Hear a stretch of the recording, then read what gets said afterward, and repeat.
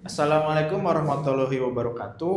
Kali ini saya akan mempresentasikan tesis saya mengenai analisis ekspansi internasional perusahaan pakaian berkendara di Filipina dengan studi Respiro Indonesia. Baik, kita mulai dari latar belakang. Industri retail global saat ini berada di angka 1,8 triliun USD, yang mana akan diproyeksikan mengalami pertumbuhan 5,3% per tahun hingga tahun 2027. Kemudian untuk pertumbuhan sektor retail sendiri di ASEAN mengalami pertumbuhan di angka 6-8% per tahun karena meningkatnya populasi kelas menengah, laju urbanisasi yang meningkat, dan budaya konsumerisme yang meningkat. Kemudian Filipina menunjukkan pertumbuhan yang signifikan dalam hal sepeda motor yang tercatat lebih dari 8,4 juta unit sepeda motor terdaftar pada tahun 2022.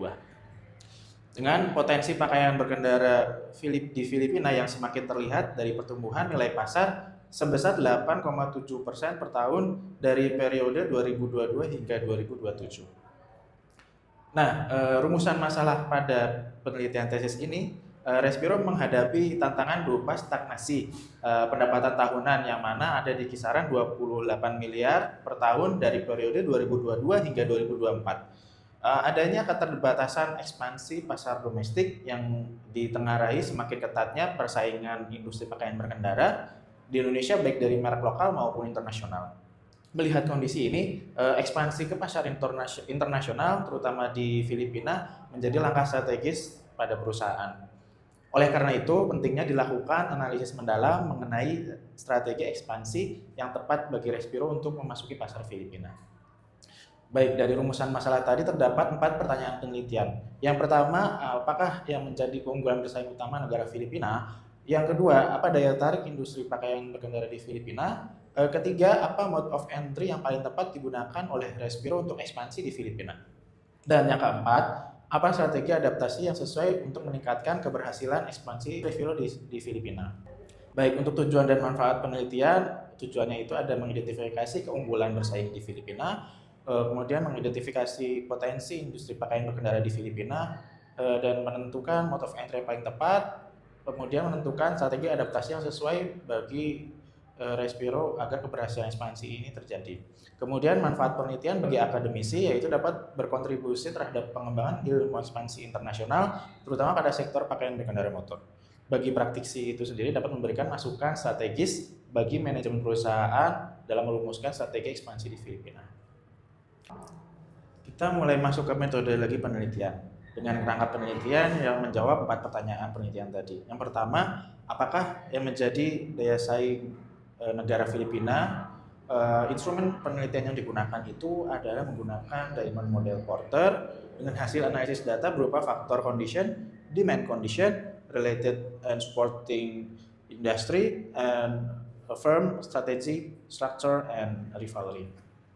Untuk pertanyaan penelitian kedua, daya saing industri pakaian berkendara di Filipina menggunakan instrumen penelitian Five Force Porter dengan analisis data, trade of new entrants, kemudian kekuatan dari pembeli, kekuatan dari supplier, kemudian ancaman produk substitusi, dan persaingan industri. Kemudian dari pertanyaan penelitian mode of entry apa yang paling sesuai, menggunakan instrumen penelitian dari Oli Dunning dan Thomson berupa strategi masuk pasar internasional dengan hasil analisis data yang menentukan apakah Respiro perlu melakukan exporting atau melakukan licensing and franchising atau melakukan joint venture and strategic alliance atau akuisisi dan greenfield investment. Kemudian dari pertanyaan penelitian keempat, strategic adaptasi yang sesuai untuk Respiro itu menggunakan instrumen penelitian dari Thomson mengenai pendekatan utama dalam berkompetisi secara internasional. Harapannya dapat memilih dari analisis data ini, memilih strategi multi domestik atau strategi transnasional atau strategi global. Harapannya penyusunan ini dapat menjadikan strategi ekspansi internasional yang sesuai bagi perusahaan. Kemudian dari pengumpulan data dari data primer itu sendiri terdapat 4 narasumber. Yang pertama atas perdagangan, kemudian Department Trade and Industry di Filipina, expertise bidang bisnis di Filipina, serta manajemen Respiro Indonesia.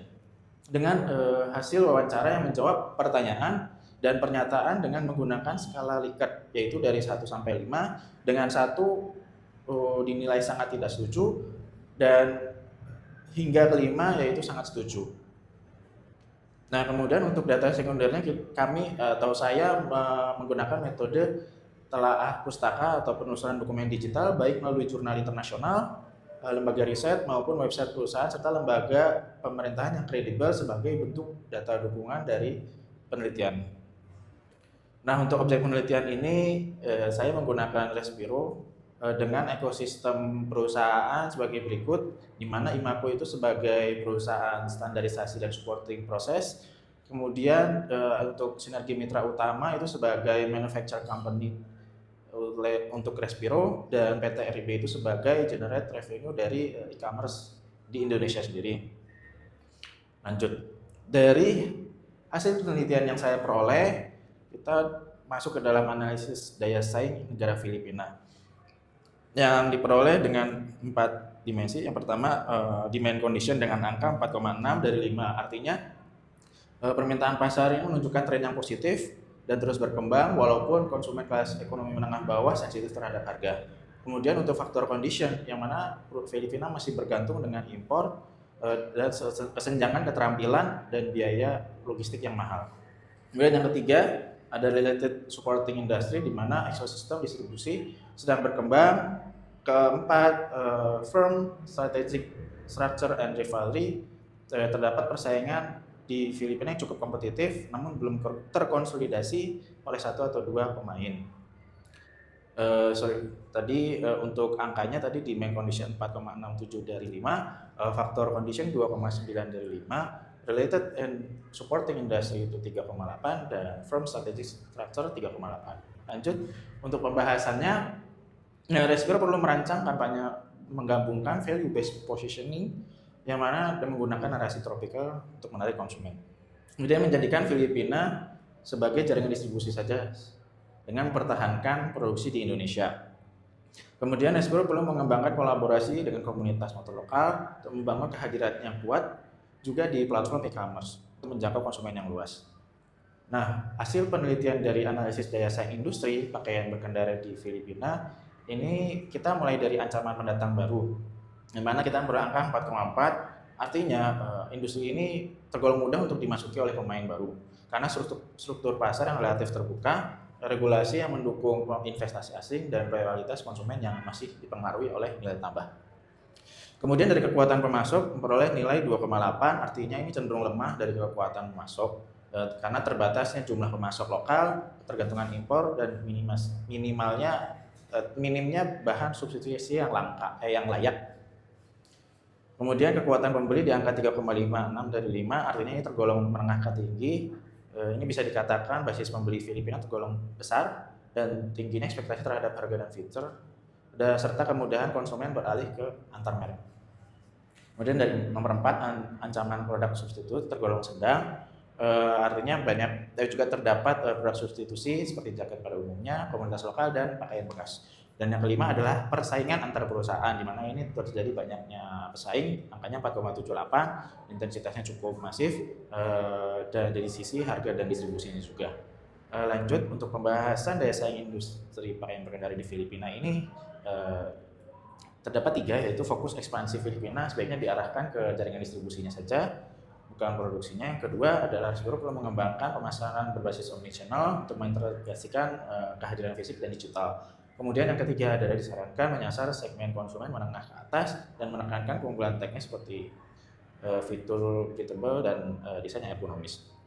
Kemudian dari analisis mode of entry pada pasar Filipina ini diperoleh dari ownership advantage dengan angka 4,2, artinya terdapat kekuatan yang meliputi keunggulan merek, inovasi produk berbasis iklim, efisiensi produksi, dan kesiapan dari tim manajemen. Kemudian dari location advantage di angka 3,9, artinya Filipina menawarkan lokasi yang bermanfaat bagi Respiro. Kemudian dari internalization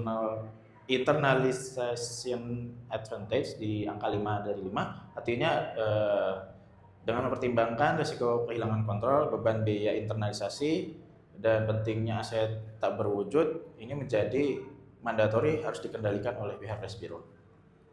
Kemudian dari aspek ketersediaan sumber daya 3,8, artinya Respiro menunjukkan kesiapan sumber daya yang baik. Kemudian aspek hambatan masuk industri, Filipina dinilai sebagai negara dengan regulasi yang terbuka terhadap sektor pakaian dan retail.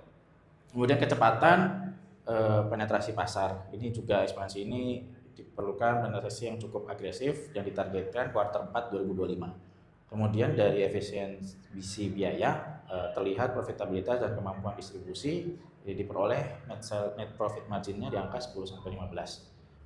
Harapannya bisa membuat perusahaan bisa bertahan dalam ekspansi di Filipina. Kemudian pembahasan mode of entry, yang paling sesuai untuk dilakukan Respiro mode of entry-nya ini adalah strategic partnership melalui skema eksklusif distributorship. Artinya Respiro memberikan eksklusif distributor kepada pihak yang sekiranya mapan dan kuat dalam pengetahuan pasar di Filipina. Artinya strategi ini dinilai memberikan keseimbangan antara kebutuhan pengendalian merek dan efisiensi operasional dalam konteks pasar berkembang. Selain itu, Respiro juga perlu menetapkan roadmap dari 3-5 tahun ke depan untuk evaluasi untuk mencakup indikator kinerja mitra distribusi, penetrasi pasar, dan penguatan ekuitas merek. Lanjut, dari adaptasi sendiri, dari adaptasi produk kita di 5 dan dari 5, gaya dan desain dan tampilan produk disesuaikan dengan selera konsumen Filipina. Kemudian dari teknis dan bahan juga disesuaikan dengan kebutuhan lokal di Filipina. Kemudian ukuran dan kesesuaian iklim juga disesuaikan dengan kebutuhan market di Filipina. Dari adaptasi pemasaran juga demikian. Jadi dari strategi penyesuaian harga perlu disesuaikan dengan daya beli lokal. Kemudian strategi distribusinya juga menggunakan toko fisik, e-commerce, dan atau bisa juga mengkombinasikan keduanya. Serta dari adaptasi pemasaran berupa gaya komunikasi merek ini perlu menyesuaikan slogan agar bisa beradaptasi dengan budaya lokal di Filipina. Kemudian pembahasan strategi adaptasi ini menekankan Vito Tropical sebagai value added-nya Respiro sendiri. Kemudian penerapan tiered pricing yang mana terdapat pembagian harga untuk kelas ekonomi dan aktivitas berkendara untuk menjaga persepsi premium sekaligus menjangkau semua segmen harga yang ada. Kemudian Respiro perlu menguatkan kemitraan dengan komunitas berkendara. Kemudian Respiro juga perlu menggunakan bahasa lokal, influencer lokal Filipina, dan konten cerita komunitas dalam membentuk koneksi emosional yang otentik. Nah, kita sudah masuk ke kesimpulan. Kesimpulannya adalah ya Filipina menawarkan pasar yang besar dengan pertumbuhan market yang besar, walaupun ada tantangannya berupa keterbatasan bahan baku lokal dan tenaga kerja teknis. Kemudian industri pakaian berkendara juga masih dalam fase pertumbuhan dengan hambatan masuk yang rendah dan belum ada pemain dominan nasional. Lanjut, untuk mode of entry yang paling sesuai bagi Respiro adalah melalui strategic partnership dengan skema eksklusif distributorship. Kemudian untuk strategi adaptasi yang paling relevan diterapkan oleh Respiro adalah strategi transnasional, yaitu memungkinkan Respiro menjaga keunggulan produk sembari melakukan adaptasi lokal dari sisi desain, saluran distribusi, harga, dan gaya komunikasi.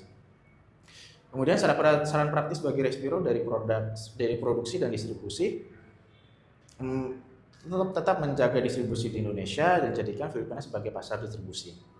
Kemudian dari sisi branding dan diferensiasi, perlu positioning yang tepat dengan value based positioning.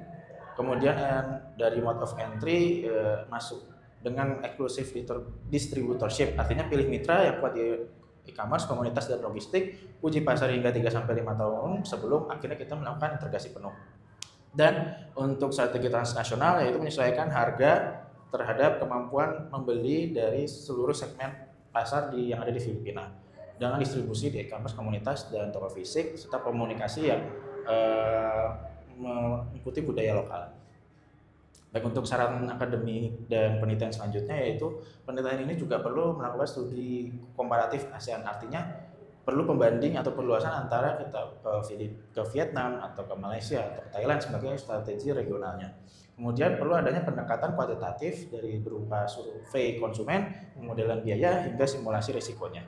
Kemudian kami perlu adanya studi longitudinal, artinya perlu keberlanjutan dan dites tahun demi tahunnya untuk menilai efektivitas strategi adaptasi dan kemitraan jangka panjang. Terima kasih atas partisipasinya dan ya sesuai dengan quotes think global, act locally. Terima kasih.